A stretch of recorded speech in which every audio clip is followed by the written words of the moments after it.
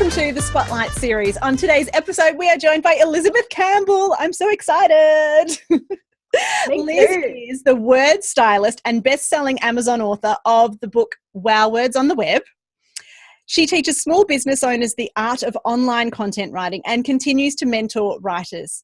She's been commissioned by multi-million-dollar companies to write content and be their writing coach, and speaks to groups on the topics of online content writing and how to stand out from the crowd. Welcome, Liz. So great to have you here. Thank you. Thank you so much for having me. It's actually really great to be here. I can't wait to get into this today. Yeah. Well, so my business porn is the pictures, but your business porn is the words. So words and pictures. Yeah. The two most important things. You can't have one without the other. I love it. Yeah, perfect. It's like the perfect match. It is, just like us, the perfect match, the perfect interview. Yay! So tell us, you talk about wow words. What are wow words? What do you mean by that? Wow words. Well, this is actually one of my 7 secrets. Seven secrets. We can make 7 fingers. I'm good at English, not maths, you guys. Wow, that's a synergy because you do the English and I'll do the maths because that was true. Yes, I love that. See, I think you're good at one or the other.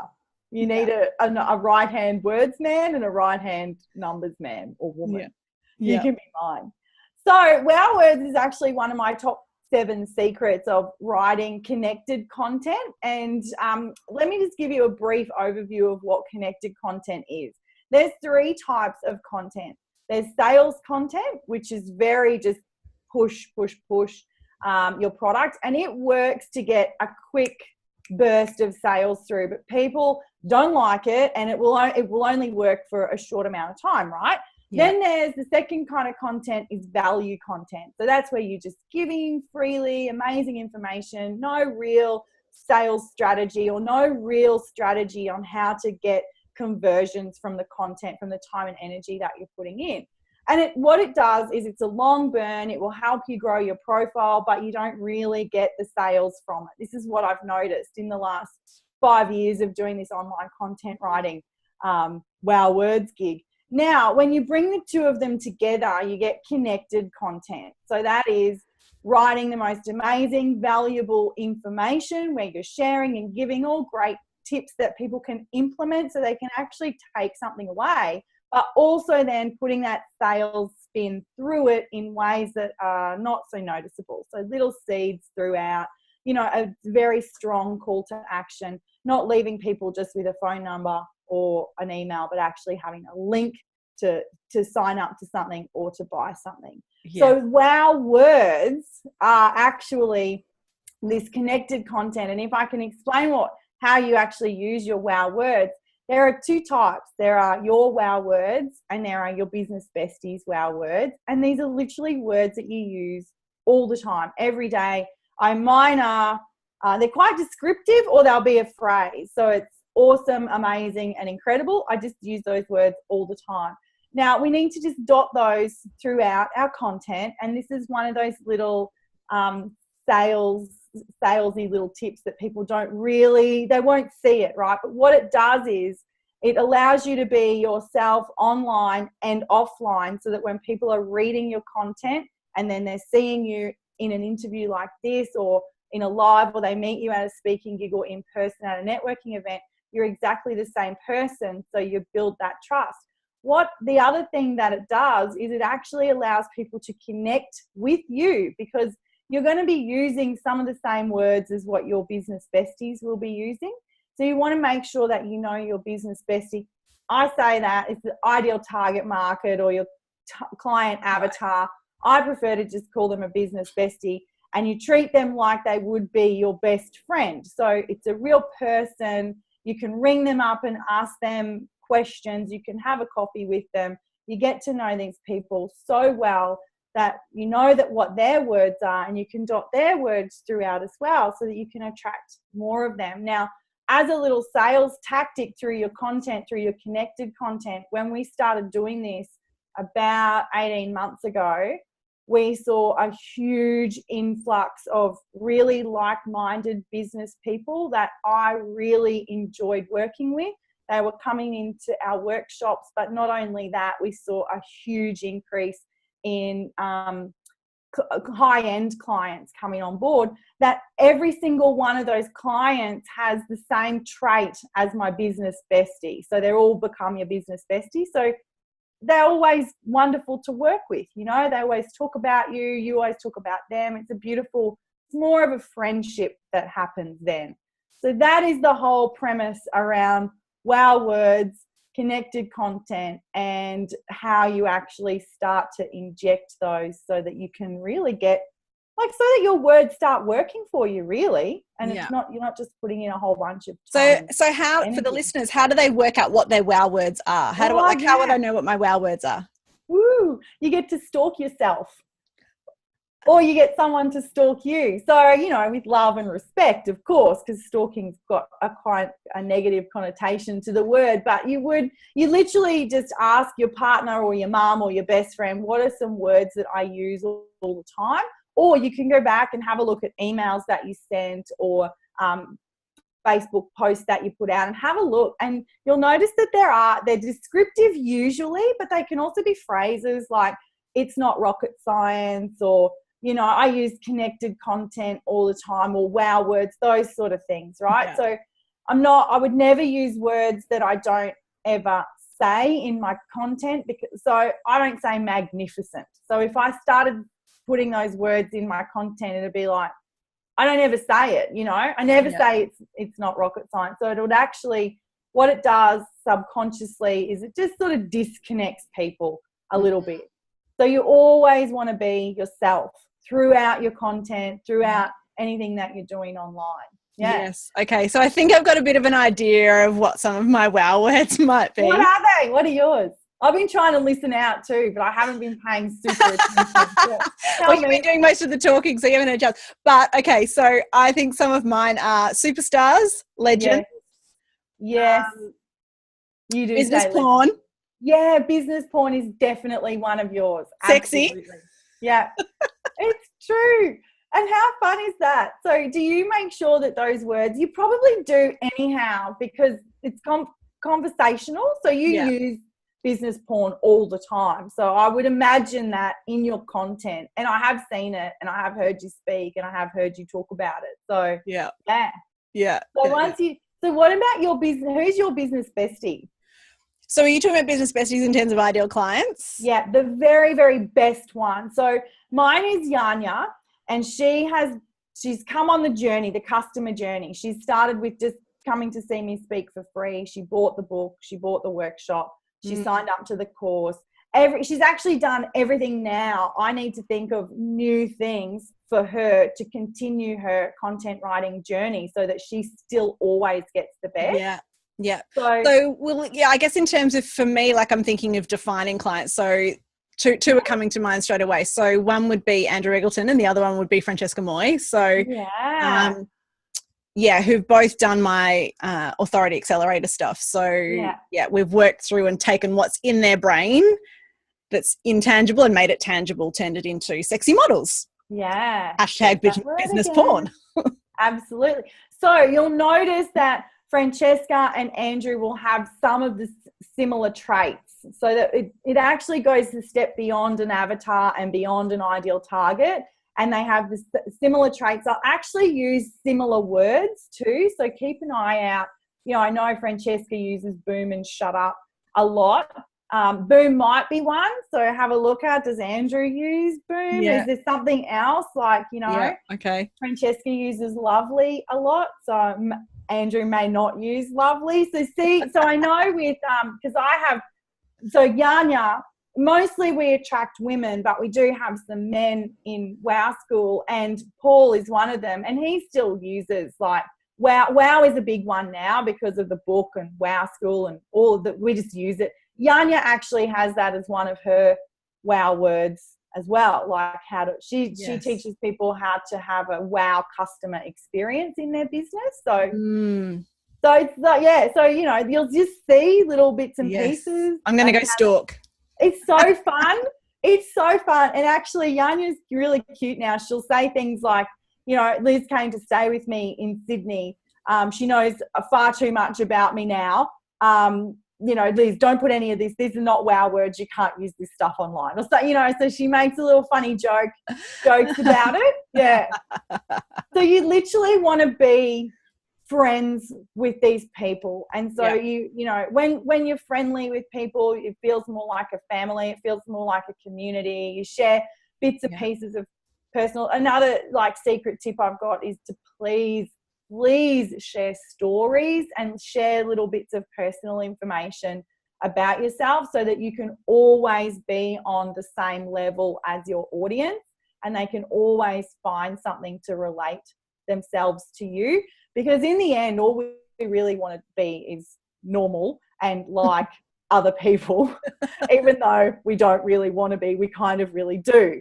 And so if we can just find some similarities of what we can relate to with people, it will build that connection, it will start that relationship before you've even met the person. So they're actually building the relationship for you, and then it makes it so much easier to, even if they just become a fan or if they become a client or even if they do just literally become one of your best friends. So secret number 2, share stories and just share a little bit of personal information about yourself. What that does is it really just shows that you are a human being and you are going through the same issues as everybody else, even though your business might be here and my business might be here. We actually have the same set of problems, just on a completely different scale. Yeah. So, Yes, brilliant. I think we need to share more about our Kickstarter story, but anyway, that'll be in season 3. Yes, I think you do. That's a really good, that would be really good education for people as well if they're wanting to start a Kickstarter, and just, what you've got to do for it and how it all works and the issues and all the mistakes that you make.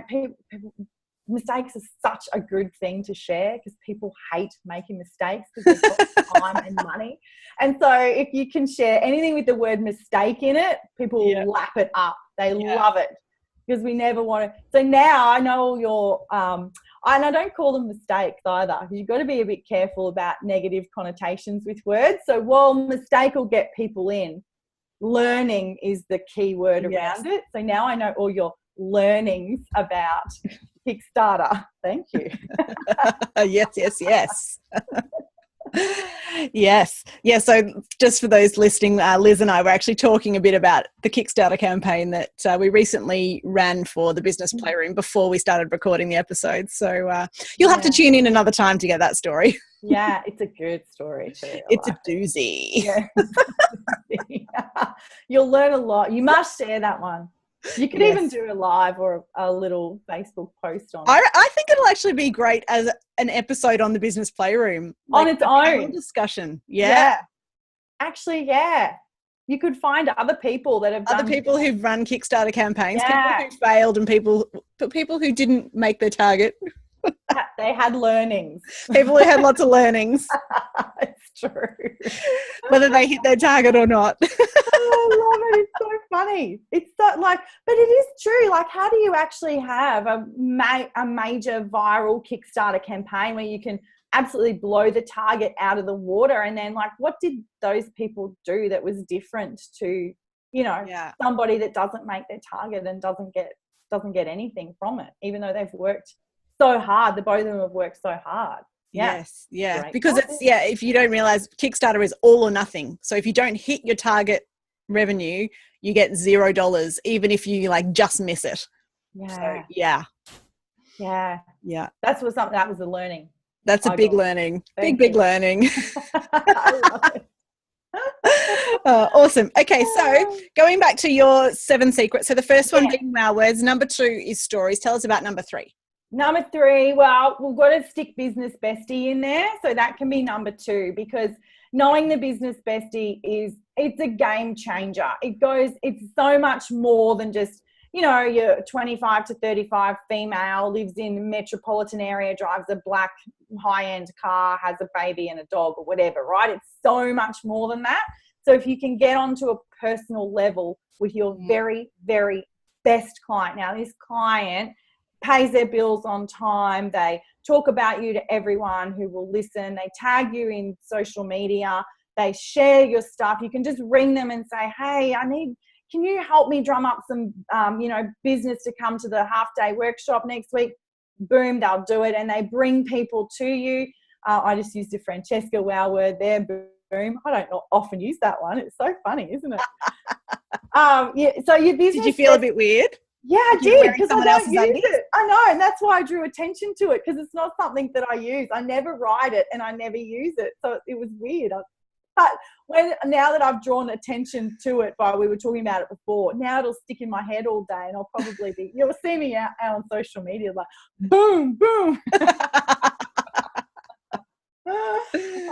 So your second one is your business bestie. Then we talked about stories. Yeah. But before all of that, we actually need to get a plan in place. And this would be one of the secret tips that you'd want to do right back at the start. And literally, it doesn't need to be anything major. It doesn't have to be some crazy big mothership, space invaders, what are they called? Spreadsheets or programs or anything. All it needs to be is who, what, when, where, why, and how. That's really it. Like, I have other processes that I teach and that I use myself, but sometimes people can get very overwhelmed by that. So if you just stick to who are you talking to, what topics, like what are you going to talk to them about, where are you going to be posting this stuff? And I would suggest posting it on your blog and pushing it out to social media. When are you going to post it? Who, what, when, where, why are you doing it? What's the purpose behind it? What's the message that you're going to be sharing around it? And then how? Are you going to do it yourself, or are you going to have somebody else help you? Have you got a VA? Have you got a social media manager that can take some of that workload and pressure off you? So just a very, very simple plan. We'll get back into it now. So secret 1, plan. Secret 2, business bestie. Secret 3, wow words. Secret 4, stories. And secret 5 is structure.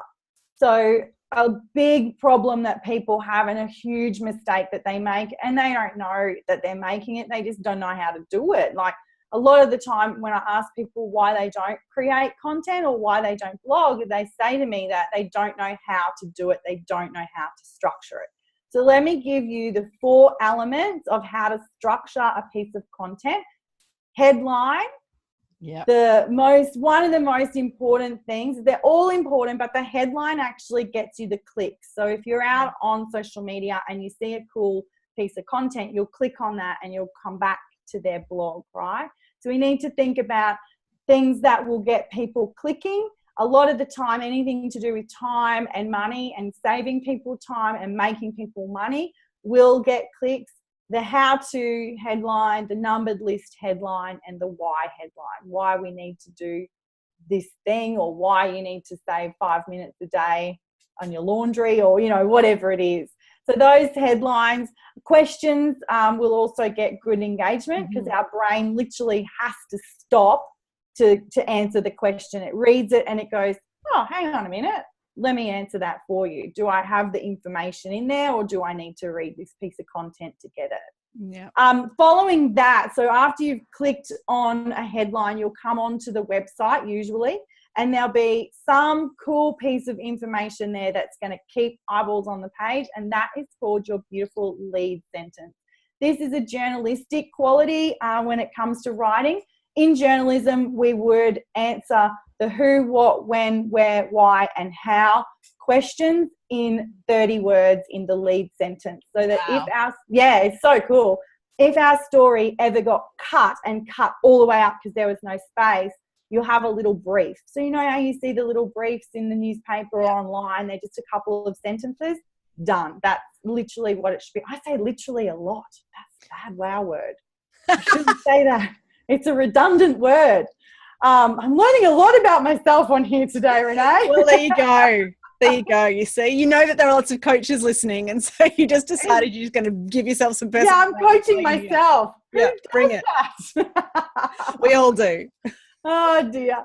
So following your lead sentence, you want to think about some cool information. So still questions. If you haven't used a question headline, you can ask a question. Have a fast fact, a fun fact, some trivia, a little story, an inspirational quote that you're going to expand on. statistic, did you know, that sort of thing. They're the real engaging bits of information that will make people go, oh, cool, I might want to know a little bit more about what this post is. Your body. What do you call that chunk? Lead sentence. So that's in the lead sentence as well. Yeah. Oh, okay. So that's so you've got the who, what, when, where, how, why, and that little question. You don't have to. You can use one or the other. Okay, gotcha. So if you wanted to go for more an editorial piece of content, you could do the who, what, when, where, why, and how. Gotcha. If you're wanting to just have it more conversational, like a blog post should be, then you could use a inspirational quote, a fast fact, a did you know, a statistic, a little story. One or two of those, not like all of them. Yeah. Then we get into the body. So the body, it tells the story in the most concise way. So please keep your words short and sweet, your sentences short and sweet. Suck it in, and just share only the most important information. Don't waffle on. I know that we can, we get onto a story and we're just like, yeah, this is the best. And we just keep writing and all of a sudden we have like 1,500 words of just a little bit of waffle that people don't really need to know. Don't ever delete it. Just keep that over here somewhere. You might come back to it later. There might be some good ideas. Making sure also that your content and your story is formatted beautifully so that when people see it online, it's not just a big blob of text. It's got dot points, numbered lists, little headlines in there, so little subheaders, just a few words. It might have some bold and italics. It might have a little tiny bit of colour. Nothing too crazy, but the most important thing will be that you have white space, so returns. Just hit enter a couple of times and have some white space in there so that it looks nice. You can put the big quotes in like they have in the back end of websites. You can put pictures in. You can put infographics to break up the text. Of course you can put infographics. Are you crazy? You can put models in. You can put all Renee's work that she's done for you in there. All your sexy models. Absolutely. All your, what do you call it? Business porn. Yeah. All your business porn goes in there. And it just makes the page look nice. And that's another big mistake that people make. And I see it all the time. And it's actually, you don't want to read. Like, some people don't like reading anyway, but they see this and they go, ooh, I don't want to read that. It's too much work for my brain, You've got to really focus. After you've done your headline, lead, and body, you have your call to action. Now, there's a bone of contention out there that blogs should never have calls to action and all of that, and it's just not true. This is our connected content, right? We need to give the value as well as get a return on investment for our time, energy, and any money that we've spent on creating this piece of content. So please always have a goal in mind of what you are wanting to achieve. This will fall back in under your marketing strategy. It might be, mine was always to get bums on seats when I was running the half-day workshops face-to-face. It still is, but we've changed direction a little bit, so it's not so much anymore. But when I did that, I went in with every piece of content. The intention was get a bum on a seat to my next workshop from this piece of content.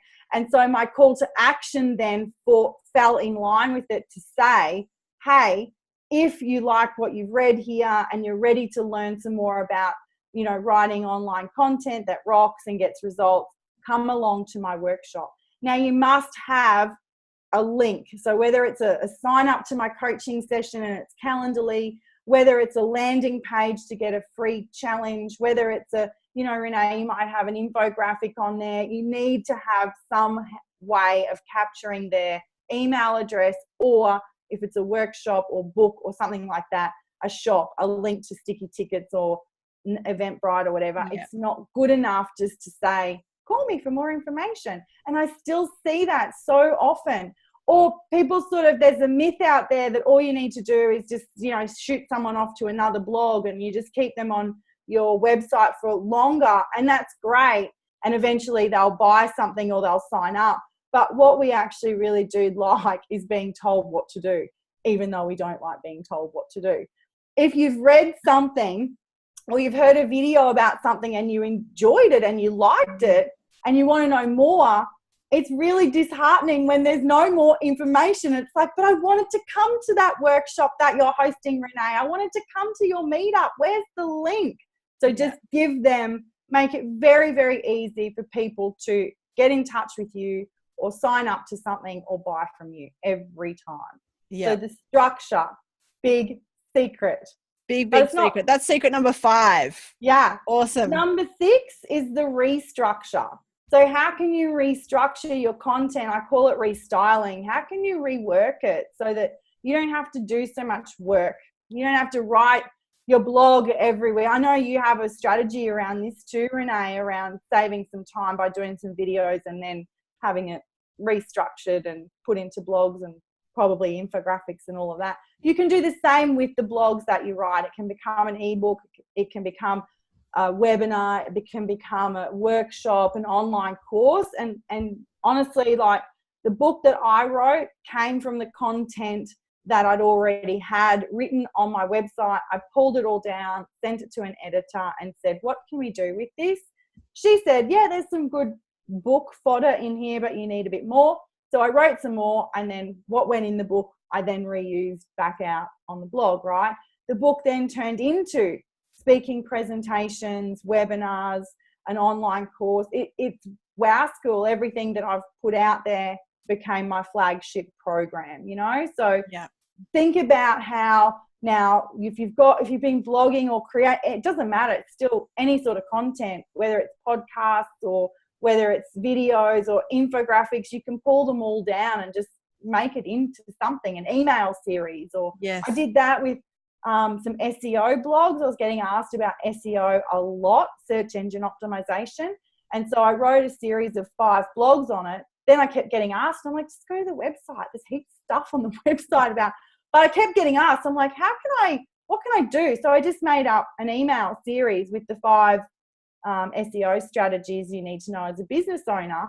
And then that would just drop into their inbox and it would shoot them back over to the website. So all I needed to do was write a little bit, actually just cut and pasted the first bit of the blog and put hi, business styler. Here's the first bit of the blog. See the rest of it over on the website. Like, it doesn't take much time, but it actually, now I don't get asked. If I get asked, I have something to go, I've got an email series about that. So it actually, you're solving the problem for the person before, you know, they realize that you have something, but then it's so much easier for you because all I do is say, hey, can we just send this out can they just go on this list? Now, to make that easier, I should just have a landing page where I say, here's the landing page, go and sign up to it. So then it's all automated, you know? So anything that you can do to save yourself time when it comes to content, restructuring is one of the biggest. It is actually one of the biggest time savers and one of the best ways to earn some extra cash or get some extra email addresses from the content that you've created. Yes. So that's and so I would call, in my language, that's repurposing. So yes. But see, I'm the word stylist. Yes. So you've got yes. But I have to say, I can translate it in my head. Yeah, that's right. And when I'm like, normally I would have said repurposing. Other people call it repurposing. I call it restyling because I'm the word stylist. That's how I normally explain it. Yeah. So I forgot to do that. I'm too busy thinking about my wow words. All right. Awesome. So you want my last tip? Give me number 7. Really? Go on. Really? You really want You can't leave me incomplete. There's an open brain. And this is where the internet cuts out right now. No. All right. So the last secret when it comes to creating connected content and having both of that value and those sales little tactics that you've got through it is to actually promote your content. So we do a really great job of promoting ourselves as a brand, or promoting our brand, or promoting our business, or even promoting services that we've got or products, but not our content. So when we decided, I came up with this plan about a year ago, let's just promote the blogs every day in groups, on all my social platforms, to my list, to anyone who will listen, to my mum, to my best friend, get them to share it out in their networks, right?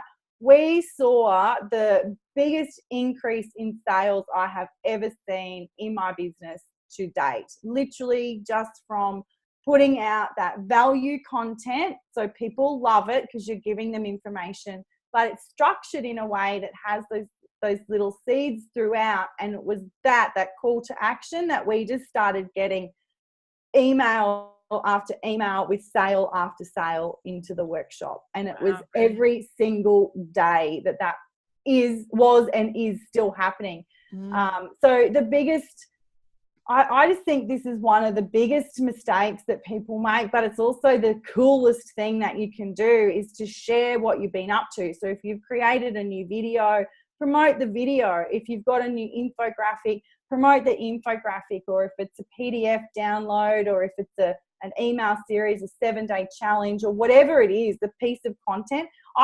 Blogs are the easiest to produce because we can all write them. It doesn't matter if they're not well written, we can all write them down, right? And we can get a message out in there, and we can put a headline on it and a call to action and just shoot that out. And I actually would challenge your listeners to do that and see what the results are, what results they get from it. Because what it does is it shows people that you're not just selling to them.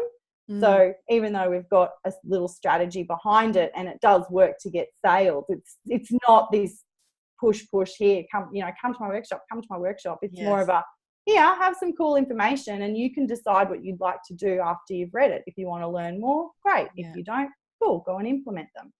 So that is tip number 7. Yay! 7 secrets. Thank you, Liz Campbell. I was going to quickly recap them for our listeners. So number 1 was to have a plan. Yes. Number 2 was to know your biz bestie. So you might call it your ideal client, but Liz calls it your biz bestie. Number 3 is know your wow words. Number 4, use stories. Number 5, have a structure for your blog. Number 6, restructure or repurpose or restyle your content. And number 7 is to promote it. You've gone to all the effort to actually create it. Please tell the world it exists. It's so true. And it's heartbreaking because you think, and I made all of these mistakes, I made them and worse. So all of the learnings, I've made them and worse. And so when we were just putting the blogs out on the website, I think at that point we might have only had 100 people coming to the website every week, so that's great. 100 people's awesome. But if you promote it, you can go out to 500,000. You could go out to 20,000. You can go out to so many more people than you would have coming to your website or relying on people just searching for what you're offering. So you can actually start to put it into their hands and start to give them a little dose of what you offer. I love it. And I just want to, am I allowed to add just one hot tip? Because what I've actually noticed, so one of my clients, Jenny DeLacy, told me that, so she came along and created her 4 key models. Actually, she was a bit of an overachiever and I think did 8 in her 2-day intensive. Oh my gosh. She said that after she did that and came along and worked with you to do her content plan or whatever, that it was just like crazy easy because with her models, she knew exactly what she was writing about every week. I couldn't believe how quickly. So I have a content creator and normally it could take maybe a couple of hours to fill it in. Like I say you can brain dump in like 15 minutes and you can, but to think about it more, sometimes it takes people a few hours, right? Jenny came in, and this is 144 different topics and ideas to write about. I think she came in with about 300 or 400. Like, I couldn't believe. I'm like, what have you done here? She's like, well, I had all of these models and I had all of these things that I wanted to talk about. And then I've broken them up into other sections. And I'm like, oh my God, you are amazing. This is incredible. So yes, absolutely. And when you know your models and your structures and your methods, so you can just talk about them. Like if there's only 3 steps, then you can just talk about the 3 steps. If the 3 steps have another 2 steps underneath them, it's very easy in your head to just go, oh yeah, okay, I can talk about that, I can talk about that and that, and then just to write them down. Brilliant. I love it. I knew we were the perfect match, Renee. We are the perfect match. Words plus pictures equals sexy. Yeah, it equals wow. Awesome. Thank you so much, Liz, for sharing all your beautiful wisdom with us today. If people want to find out more, where can they go? Oh, sure. They can search Elizabeth Campbell. I'm all over the internet, or they can just have a look at my website, ecwritingservices.com. Beautiful. Thank you so much. We've been speaking to pleasure. Elizabeth Campbell. I'm Renee Hasseldine, and thanks for listening. Thank you.